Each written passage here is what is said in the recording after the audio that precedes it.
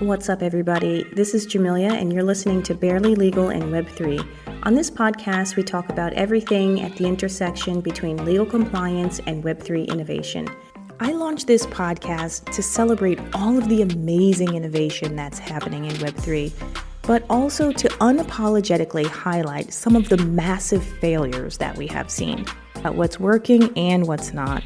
And we also talk about what it takes to be a successful Web3 lawyer. When I first started ByteBow, there were no resources for lawyers looking to venture into this space. I didn't know anyone that was in Web3, and it was really difficult. I really believe that everything in Web3, and particularly in law, has to lead with diversity and inclusion. So if you're a lawyer and you're looking to get into Web3, or you're looking to connect with other attorneys and you don't know anyone who's in the space, please check out the community that we've built at ByteBow. You can check it out in the link below. I always leave the link there for people to join. It's totally free. Come in, connect with some other great Web3 lawyers who also believe that we should be building an inclusive community. And on top of that, we're sharing great information.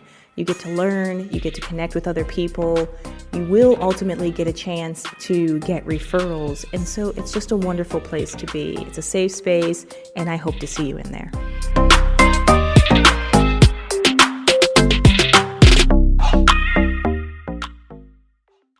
Hey, Jamelia, did you know that research shows that only about an average of 17% of legal tech founders are women? Talk about underrepresentation, hey?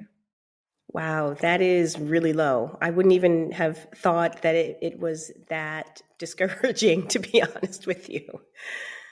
Yeah, I think it's an important one to talk about and a nice stat to sort of frame our conversation today, because there'll be a lot of people listening right now that are women in law that want to get into legal tech.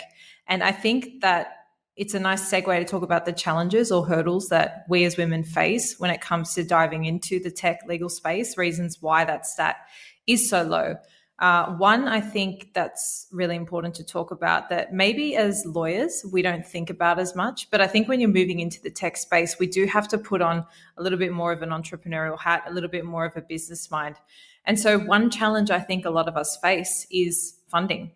So to set up a legal tech company like ByteBow, for example, can at the beginning be quite a costly exercise. And I pulled a stat in 2020. This is crazy. This is more wild than the first one I shared. Only 2% of funds in the world were invested into female-founded startups, compared to 9% of funds invested in startups with male and female co-founders. And this is all despite the fact that 35% of legal tech businesses led by women only are achieving higher returns on their investment. Crazy. This is crazy. This is just, the boys wanting to work with the boys. And it's so funny. Like I've talked to other female, founders in tech and working in legal tech. And actually I've heard that what many of them do is they find a male co-founder just to have, like, as they call it, like, get a beard, get a guy on your team, someone that can kind of balance you out and be able to attract funding. I think that's horrible. Why do people have to do that? That is horrible. Well, I mean, that makes sense in light of the stat I've just shared. But why do you think it is that women themselves, is it a lack of knowledge thing? I mean, we're not taught how to go and raise capital. I mean, where I come from in Australia, moving here to Dubai, the conversation, everyone's talking about raising capital. Back at home, it's not topic of conversation. So I'm not sure if it's a cultural thing, but I think the first point is a lack of education, and then potentially a lack of confidence.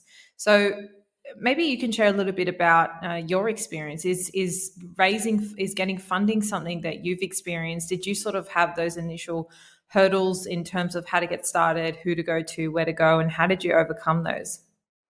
I think it definitely does start with mindset. I think the first question is, for many women, is, so I think that the issue really stems from mindset. I think that the first question that women ask themselves is, do I need funding?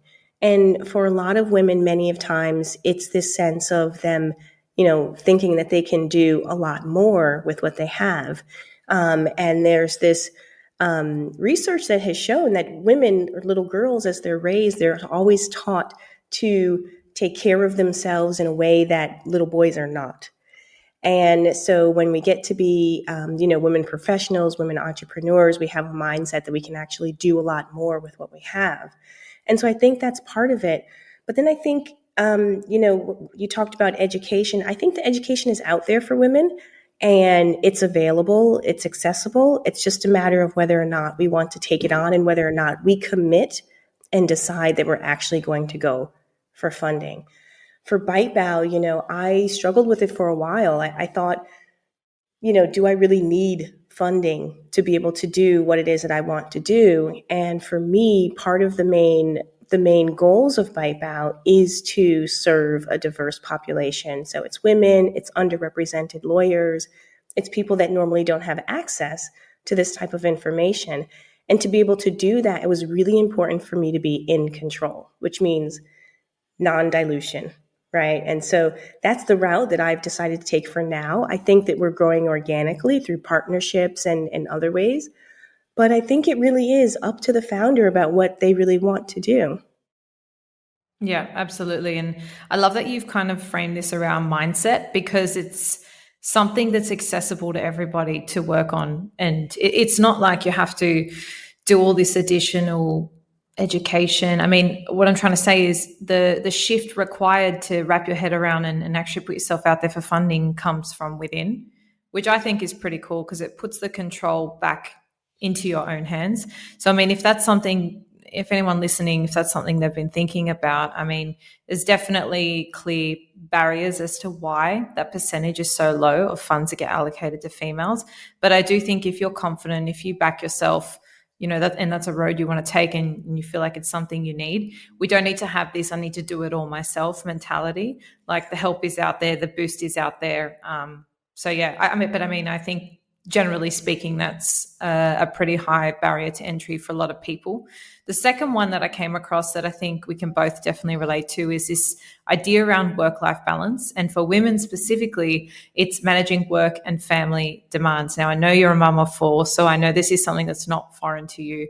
And a stat I pulled from this was that 57% of women feel their careers are negatively impacted by their responsibilities at home by the virtue of the fact that they do, on average, 10 times more unpaid work in the home. What's been your Oh, yeah. experience with managing a household of six, which is no small feat, and Yeah. running a business and being a lawyer and having a podcast? I mean, it's a lot to have on your plate. What are your tips for kind of juggling the work and family demands? You know what? It is a challenge. I'm not going to lie. And I think that anyone that embarks upon this or says, oh, yeah, I can do both. I'm going to be a spectacular mom. I'm going to make bento boxes and we're going to have the best snacks available. And I'm also going to be stellar at a career. You're lying to yourself. Like, you're absolutely lying to yourself. It's, it's a balance. It's a balance. You will have days where you are like the best and on top of your game with your company or with your legal practice. And then you'll have days where you're just totally off. You're offline, you're not available.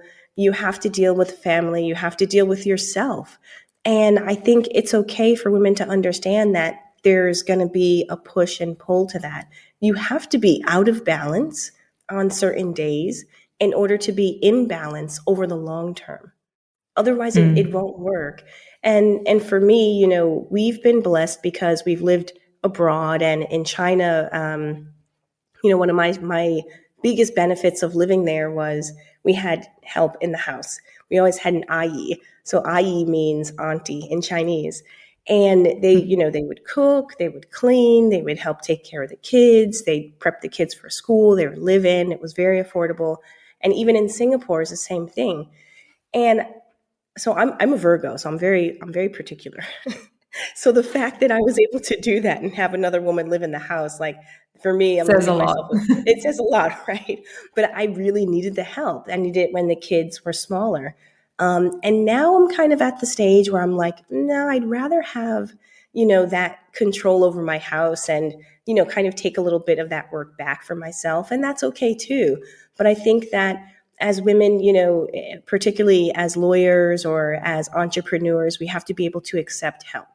And hey, let's just call it out. The men got to help too, right? I mean, it is not 1950, and you cannot be coming home after working however many hours and then, dude is just sitting there on the sofa and you're cooking dinner for yourself and him and kids. It's just not practical. So you got to have a good support system, and you got to be willing to just let some things slide by the wayside. And Yeah. I'm still learning how to do that, to be honest with you.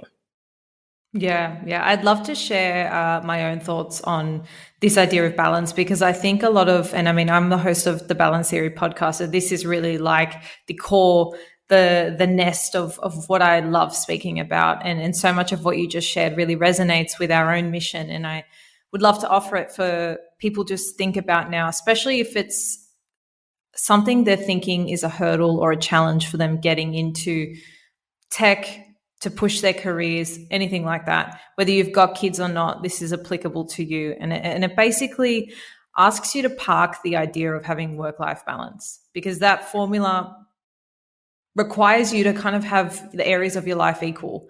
And as you just expressed so beautifully, like life is an ebb and a flow. It's not a straight line. You're not in balance and out of balance. It really is this really delicate dance between crazy moments in your life, more relaxed moments in your life. Because if it was neutral all the time, it would be boring and quite uneventful. And so your balance really is that dance between. And for me, the biggest thing and the most important thing that I think resonates with what you were saying is that you're clear on your priorities. So if you know this year you've got huge business goals, or if you want to make a huge change in your career, you know that your vocation needs to be a priority. And sometimes that means you need to take a step back from other areas of your life. And as you said, accept help. And that doesn't make you any lesser in those areas. It just means that your priorities are shifted for this season of your life. And I always talk about balance as seasons, because it's going to change. And there might be a time where you can pull back on your business. And like you said, take more back from the home. It's all about just working with the flows. And so I think if being weary or being mindful of that balance is something that's a challenge or a hurdle for you in your mind and stopping you from doing what you actually want to do, I think you need to reframe what balance means and shift it in a way that's going to be conducive to you actually moving towards your priorities, because I think that's available to everyone. It comes down to what we were speaking about funding. It's a mindset shift. So I think all in all, these are kind of the main barriers that were coming up in terms of the underrepresentation of women in the legal tech space. Do you have any others off the top of your head that you feel our listeners may really be struggling with or confronted by when it comes to entering the legal tech space as lawyers?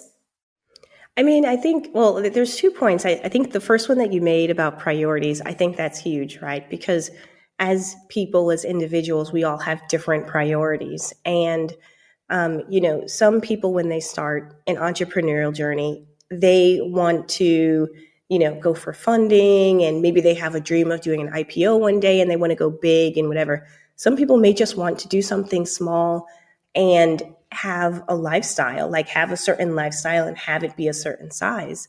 And so I think that's also another thing to take into consideration. Like, not everyone wants to go for funding, and even going for funding is not it's not a necessary requirement to be successful. And then success is what you define it as, right? And so we're all it's so there's so many different factors to it. And then I think I'd be remiss if I didn't call out the fact that there still is a lot of gender discrimination in the space, right? I mean, you could have the best pitch, the best deck, the best everything. Your numbers look great. And you go and you have to have like 100 different calls in order to get some, lopsided deal where you're being heavily diluted. That could be a reality for many women in the space. And then maybe they decide, well, that's not for me.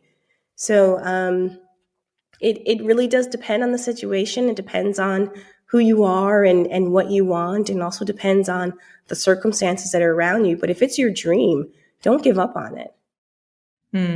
Yeah, I think this is a really beautiful segue into the next bit that I wanted to speak about. And I'm happy you brought up the fact that, funding doesn't have to be the be all and end all. I mean, there are a lot of people listening that just want to become amazing lawyers in the space. They don't necessarily want to start their own consultancies or businesses. And so that may not necessarily be a barrier of entry for them. But I think, and just speaking from my own experience, one of the barriers is not really knowing how to get a seat at the table, not knowing which table you need to sit at, not knowing what that looks like. So I think, like you just said, defining your idea of success and really getting clear on what you want to work out is important. To work out which table firstly you want to get a seat at, and then you can backtrack and work out, well, how do I actually get a seat at that table? On that note, did you want to share maybe the story of how you and I met? I think it serves nicely to show maybe how I got my foot into the Web3 space initially, because I have to admit, and I don't know if a lot of people listening will have had this same struggle here in Dubai, even though it is considered quite a tech hub, quite forward thinking when it comes to Web3 and crypto. When it comes to more traditional roles, so I'm not speaking like developers and really tech heavy roles, more traditional roles like lawyers, operational roles, they're still being built out, because I think with Web3, it's still really like tech heavy. It's get the tech right. It's innovate. That kind of secondary layer of how do we make this make sense to everybody else is still pretty early on. And so for me, really finding that information and network of, well, what does being a lawyer even look like in this space was very hard. There were no recruiters that really wanted to, I'm going to quote, get their hands dirty in the space, because it was just kind of risky and they didn't really know much about it. So it really came down to me doing my own research. And I think maybe the story of how you and I met is a nice segue into this next segment. Yeah, I mean, you reached out, and you reached out on LinkedIn, and you were it was so funny because I'm like, who's this lady?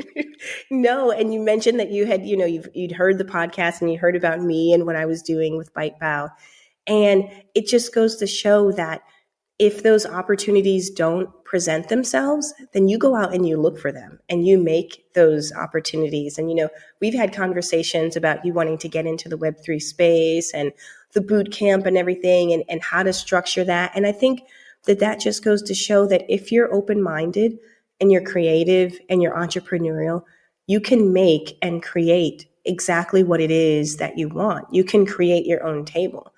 And, you and I are at different points in our career, but I think it all aligns nicely, because for me, I'm sick of the damn table. I'll just tell you right now. Like, I've seen the tables, I've sat at the tables, the other people's tables, and I'm like, you know what? That's it. I'm done. Dust my hands off. That's it. I'm done. And I really feel very strongly that I need to create my own table, and I need to set up ways for other people to create their own table. And, that's part of it. And I think, the fact that you were able to come to a new country, kind of suss it around, look around and explore and see what's available, and then reach out to someone, that speaks volumes. Thank you. I appreciate it. And I just wanted to say to anybody listening, because doing like networking is not something that I've really done much of before. It's this, fancy corporate term I've heard thrown around, but I've just always been in a job and a team, so I didn't really care much for it. But being here and not having access to those resources or that information, to me, it's simply just making connections with people who you want to learn from. And I think if you're coming from that genuine place, it takes away the pressure of, oh, they're not going to want to give me their time, or I'm asking for too much, because you're just genuinely wanting to understand about the space, about the opportunity. And I always say to people, if that sounds really daunting, have a think about if someone was to send you a message and say, hey, I'm really keen to kind of get into the space that you work in, and I just want to know a little bit about your role. Would you turn around and be like, oh, you're wasting my time? I would be so honored if somebody turned to me and said, hey, can I, just have half an hour of your time just to have a quick chat, get to know you, get to know what you're doing. So I think don't be too shy on that front. A LinkedIn message can go a long way, as I've learned. And it really helps you understand and expedite the process of understanding what's going on in the space from the source. But I just wanted to ask you on that note of networking, do you have any tips, things you've done in the past, things that you've seen other people do that you can give advice to the listeners to potentially help them start to break entry into the legal tech space, to make those connections, to get that info from the source themselves? Yes, you know what, people joke about LinkedIn. LinkedIn is a great resource. It really is. And I was on Twitter the other day, and someone was like, blah, blah, blah, all the boomers on LinkedIn. I'm like, dude, there's money on LinkedIn. Like, you have to reach out to people who actually have books of business or who have business to give you. Like, yeah, they may be boomers or they may be whatever, but there's actual business on LinkedIn and there's quality connections that you can make. And believe it or not, I'll say the first really good value client was Wow Pixies. And I reached out to Lily Wu on LinkedIn and I was like, hey, I see you guys just launched this NFT collection. Do you guys need help? And she was like, oh my gosh, how did you know that we needed help? And it's so funny because that was LinkedIn and it was just by me, looking through different profiles, who's in the NFT space. And it was early 2021. But it was certainly a way to connect with someone that needed help. And so if you know who it is that you're trying to connect with, let's say that you're looking to work heavily for DAOs. There's a lot of people that have, certain keywords in their LinkedIn profiles. You can search via that. You can find clients that way, or you can find partners that way, partnerships or sponsorships that way. So it's just a matter of kind of being creative and then being strategic, and then you got to be bold. You just got to send the message, right? I mean, nothing bad is going to happen to you. The worst thing that will happen is that they will ignore you or they will say, please don't message me ever again. That's it. I think you just telepathically took the thought out of my brain, because I was just going to say, like, the worst thing that can happen is nothing. Really, you lose nothing from sending a message, but you have everything to gain. And as I said in our episode last week, it's all about the little breadcrumbs. So that person, if they can't help you directly, they might be able to put you in touch with somebody that will. But I guess for lawyers listening, maybe they've got corporate finance background, banking, media, whatever. They've got other experience as lawyers, but they really want to break into Web3. Now, as we know, the space is so new. It's very hard for anyone to call themselves an expert. It's very hard to, well, I don't want to say very hard. You can't go to uni and study this stuff. And that's why I guess I'm so grateful I've come across your course, your boot camp that's launching in January, which I'm so excited about, because it feels like this tangible way to finally understand something about what's going on in the space. But on the work experience side, and I think we briefly spoke about it last week, in terms of, it's not one of those things where you're going to hire a lawyer with 5 to 10 plus years experience in Web3. It's not possible because of the way the space has evolved. So what advice would you have to lawyers who are wanting to get that experience and really start to build up their portfolio in that respect? That's a great question. You really have to start somewhere, and you have to start small. When I started, you guys are going to laugh at this. I started doing data privacy work, freelancing data privacy work on Upwork at one point. And I noticed the gigs that were coming in, many of them were asking for terms and conditions for NFT collections. And so I was like, oh, terms and conditions, I can do those in my sleep. Sure. I can do it. And then by working with those clients, I started to understand their needs. I started to understand the trend. What are their concerns? Well, their concerns are, about, well, how long are people going to hold on to NFTs? What are the intellectual property considerations for holders? Do they retain any intellectual property rights? And that was just a commonality. And so you might not start with the biggest and best client, but you have to start somewhere. And even if you go to a DAO and you offer up your legal services as pro bono work, that's some place to start. Or maybe your fee is not as high as you would like it to be, but you have to start somewhere. And by being consistent and by working with clients, maybe you have identified NFTs as the line of work that you'd like to focus in. Maybe you've identified crypto, but by being consistent, you will build up that work experience. Yeah. And I think that's a good starting place too. I mean, obviously for everybody listening, they have an interest, in the Web3 space. So start there and think about, like you said, is it NFTs? Is it crypto? Is it DAOs? Is it the more metaverse stuff? And then from there, you can say, okay, well, what opportunities are available? If you're in a position and can and want to do more freelancing, consultancy style work, that's up to you. That's kind of on you to set up. If you'd rather go work for a law firm, or work in-house, then do research as to, you know, what projects need in-house lawyers, what law firms specialize in those. And then you can kind of start to get more granular from there. And then, as I said, with what my approach was, I would find people that worked in those places that I started to streamline and start to have conversations, because I think it's one thing to be really interested in a space, but then when you understand, okay, well, what's the legal work involved behind the scenes? It's kind of like when you do the theory at uni and then you go in and actually do the experience, you're like, this almost doesn't feel like the same thing. Right. Hey, it's It not the feels a bit same. different. Yeah. So I think even just setting up a call with a lawyer or a senior associate in a team of a place that you think you'd like to work, and just ask them, like, what's a day like in your work day? Like, I just want to know. I think that's a good way to get insight, and then you can start to become more granular and more picky. But I think on the whole, like from a bird's eye view, the Web3 space is so much more collaborative than traditional law, just by Yes. nature of the shift. I think the push towards community has that. Well, I mean, in the lawyers I've spoken to anyway, everyone is so giving with their time. And yeah, I think you'd be very surprised if you just start putting feelers out, start having those conversations, how generous people are. And it's a growing network. And the more people we have, the more eyeballs, the more brains we have in here, the better for the space. So Absolutely. collaboration over competition every day. Absolutely. And women lawyers, particularly in the space, are very collaborative, I found. And, no shade to the men. I know we have some men listeners, no shade, but I do find that women lawyers are very collaborative, very open. Even in the community that we have at Bite Bow, we're a new community and we're growing.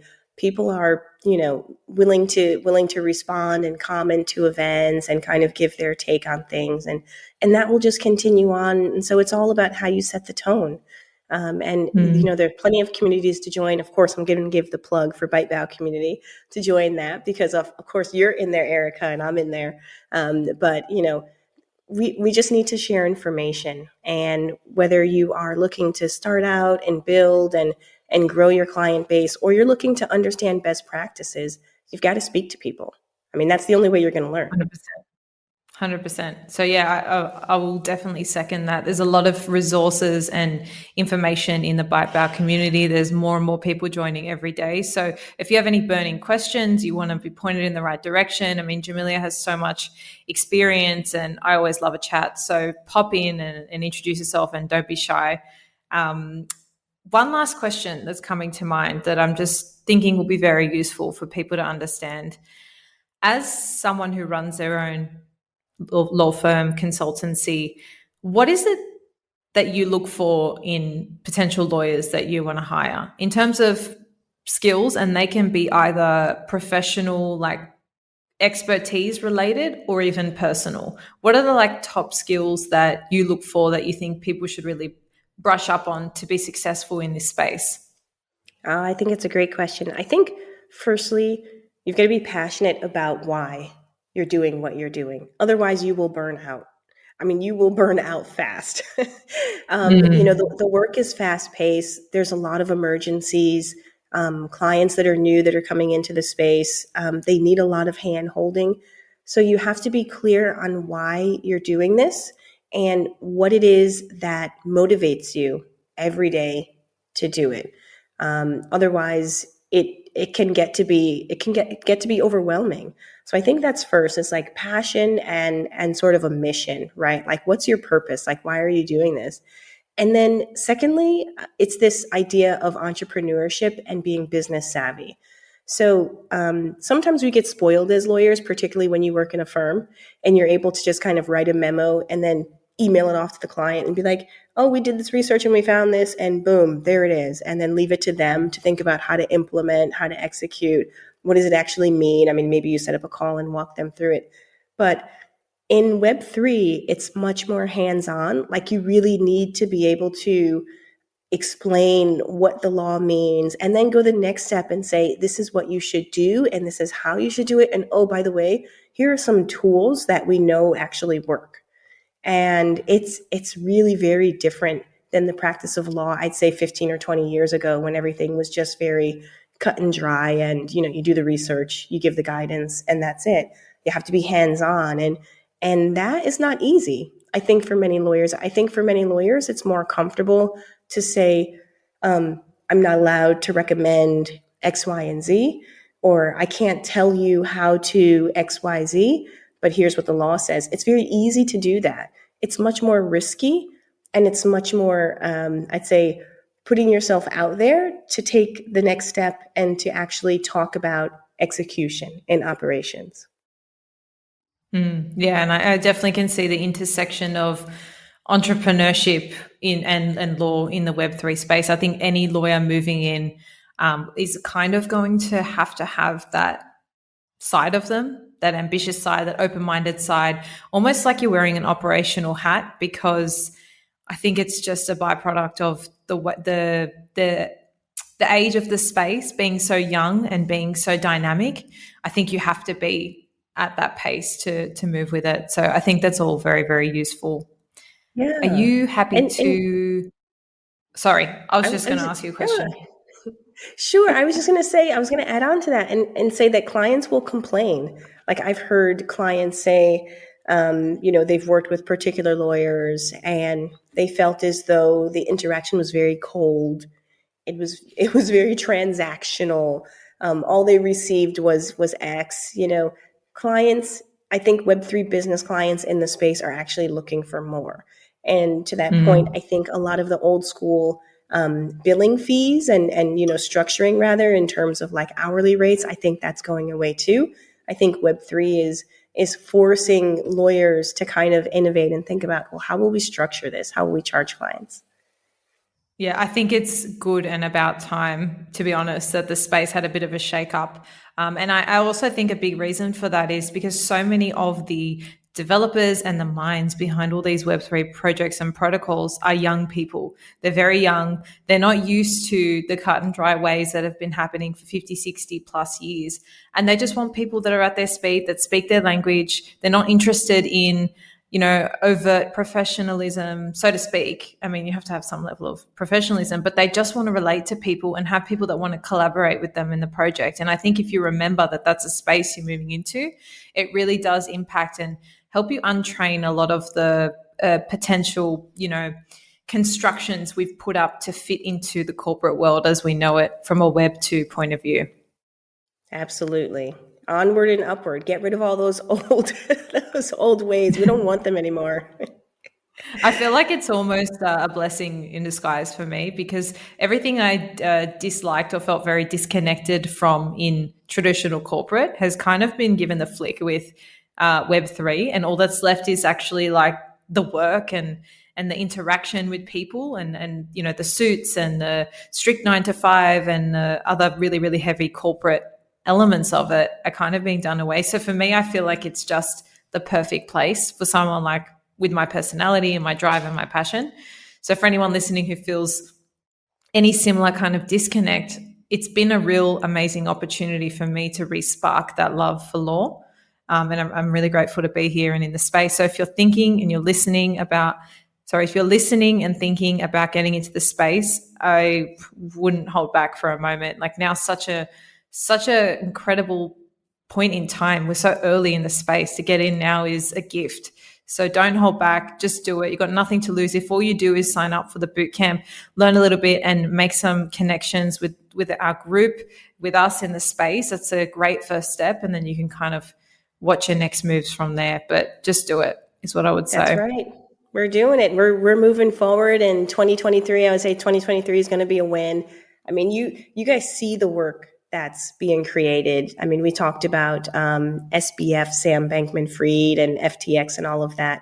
Now's the time to get into the space, get your experience, get your tools and your skills under your belt, and go out there and build that business that you've always wanted, or go out there and get that role that you've always wanted, because the work is there. It's just waiting for you. Absolutely. Couldn't agree more. Erica, it's been a pleasure. I mean, I love our chats. I love talking about this stuff. I love, I think the fact that, you're moving into this space is really valuable for listeners to hear. So I appreciate you and thank you for joining us again. No, my absolute pleasure. And I think it's been nice kind of you sitting in the guest seat almost, so the listeners can really start to hear a bit more about your story. I know you give so much information and love on your episodes, so it's nice to hear a little bit more about you from a personal point of view. And I'm looking forward to the next one. Thank you for having me. Thanks for being on. Thanks for listening, everyone. Stay safe out there in those crypto streets. Take care.